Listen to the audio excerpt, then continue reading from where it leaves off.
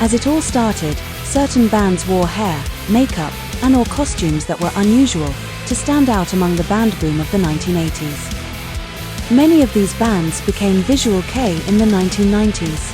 More and more Vkei bands have come under criticism for not being able to make really good music, and they would try to cover this up with their outfits, which even led to repeated contract rejections. Soft Vkei was a movement that aimed to show that the outfits had nothing to do with bad music. It was also the point in time where the border of Vkei was forcibly expanded to include bands who looked and sounded less visual than their predecessors.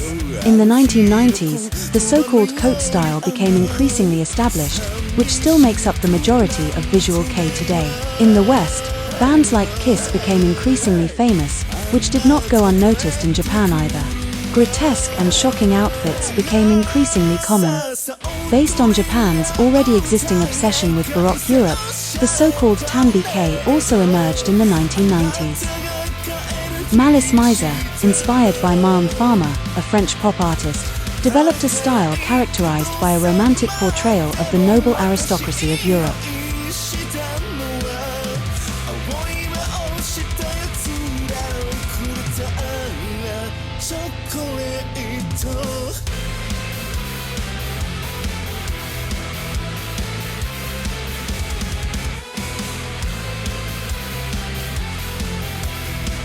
At the beginning of the 2000s, there was a real boom in the Vkei scene.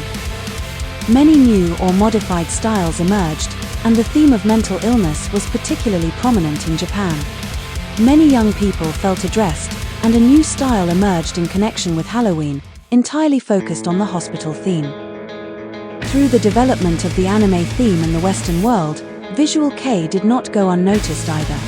Thus, more and more Vkei bands also gained greater fame in Europe and America. With the attempt to also outwardly align more with the rock and metal bands in the West, many bands emerged that dedicated themselves entirely to their own version of Vkei. Which is of course not surprising, many bands dedicate themselves, even if sometimes only for 1 or 2 releases, to feudal Japan. To stand out here as well, many bands chose flashy outfits, which were traditionally associated with the entertainment districts. Likewise, ordinary gender roles were increasingly called into question, and this was true across all subgenres.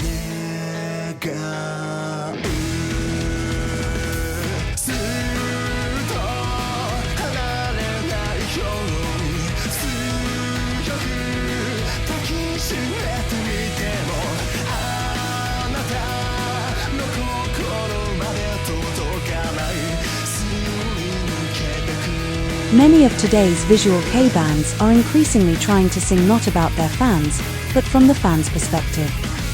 The self-harming and often depressive side of life is deliberately brought to the forefront here. The conceptual barrier between fan and band is vanished here. Vkei bands who have concepts that reference the retro Showa era from the 1930s, 1980s, and songs that prominently feature aspects of popular music from that time, especially Aishu melodies that inspire sad, melancholic, or lovelorn feelings. Nowadays, the desire of many fans to resemble their idol is more evident than ever. Earlier bands like Vkei created this idol structure with the fans, which continues to this day and is constantly refined through the blending of seemingly incompatible stylistic elements.